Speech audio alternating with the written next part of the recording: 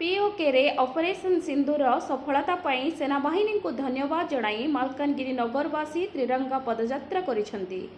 April 22ରେ କାଶ୍ମୀରର ପହଲଗାମରେ ଧର୍ମପଚାରୀ ପୁରୁଷ ଲୋକଙ୍କୁ ଆତଙ୍କବାଦୀମାନଙ୍କ ଦ୍ୱାରା ହତ୍ୟା କରିବା ଦୁଃଖଦ ଘଟଣାର ଜବାବରେ ମଇ 7 ରାତିର ପ୍ରାୟ 1 ଘଣ୍ଟା 5 ମିନିଟ୍ ସମୟରେ ଭାରତର ସମସ୍ତ ଜଳ, ସ୍ଥଳ ଓ ଆକାଶ ବାହିନୀର ମିଳିତ ଅପରେସନ୍ ସିନ୍ଦୁରର ସଫଳତାର 1 ସପ୍ତାହ ପୂର୍ତ୍ତି ହେବାରୁ ଆଜି ମାଲକାନଗିରି ବିଏସ୍ଏଫ୍, ଆର୍ମି, ନେଭାଲ ଓ ଏୟାରଫୋର୍ସର ସମସ୍ତ କର୍ମଚାରୀ ଅଧିକାରୀଙ୍କୁ ଆଜି ମାଲକାନଗିରି ଶହୀଦ ମାଟିରେ ଅଭିନନ୍ଦନ ଜଣାଇଛନ୍ତି। ଜିଲ୍ଲାର ଦେଶପ୍ରେମୀ ବିଭିନ୍ନ ବର୍ଗର ଲୋକ ଓ ନେତାମାନେ ଅପରେସନ୍ ସିନ୍ଦୁରର ସଫଳତାର ଗାଥା ଜନମାନସରେ ପହଞ୍ଚାଇବା ପାଇଁ ଆଜି ମାଲକାନଗିରି ସହରର ମିନି ଷ୍ଟାଡିୟମ ଠାରୁ ଏକ ତ୍ରିରଙ୍ଗା ପଦଯାତ୍ରା ଆରମ୍ଭ ହୋଇ ସ୍ଥାନୀୟ ଡିଏନ୍କେ ଫୁଟବଲ ଖେଳ ପଡ଼ିଆ ପର୍ଯ୍ୟନ୍ତ ଆସିଥିଲା। ଏହି ରାଲିକୁ ସୁରକ୍ଷା ଦେଇଥିଲେ ଜିଲ୍ଲା ପ୍ରଶାସନ କର୍ମଚାରୀ ଓ ବିଏସ୍ଏଫ୍ର ଯବାନମାନେ।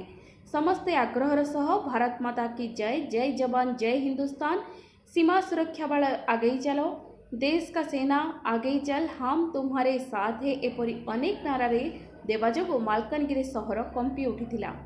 କିଛି ଦେଶଭକ୍ତ, ବ୍ୟବସାୟୀ, ସମାଜସେବୀମାନଙ୍କ ସହିତ 5 ବର୍ଷର ଗୋଟିଏ କୁନି ଝିଅଟି ଲେମ୍ବୁ ସରବତ, ଗ୍ଲୁକୋଜ ପାଣି, ପିଇବା ପାଣି, ବାଦାମ ମିଲ୍କ ସେକ୍ ପ୍ରଭୃତି ବାଣ୍ଟିଥିଲେ। ସମସ୍ତେ ବିଏସ୍ଏଫ୍ ଯବାନ ଅଧିକାରୀମାନଙ୍କୁ କୁଣ୍ଢାଇ ଧରିବା, ହ୍ୟାଣ୍ଡସେକ୍ କରିବା ଓ ମିଠା ଖୁଆଇ ଥଣ୍ଡା ପିଆଇ ଅଭିନନ୍ଦନ ଜଣାଇଥିଲେ। ବିଏସ୍ଏଫ୍ ଯବାନମାନେ ପୁଣି ଏକ ମୋଟରସାଇକେଲ ରାଲିରେ ଜଗନ୍ନାଥପଲ୍ଲୀ ଗ୍ରାମକୁ ଯାଇଥିଲେ। ମାଲକାନଗିରିରୁ ଗୋବିନ୍ଦ ମିଣ୍ଡଳଙ୍କ ରିପୋର୍ଟ, ନ୍ୟୁଜ୍ ଓଡ଼ିଶା 30।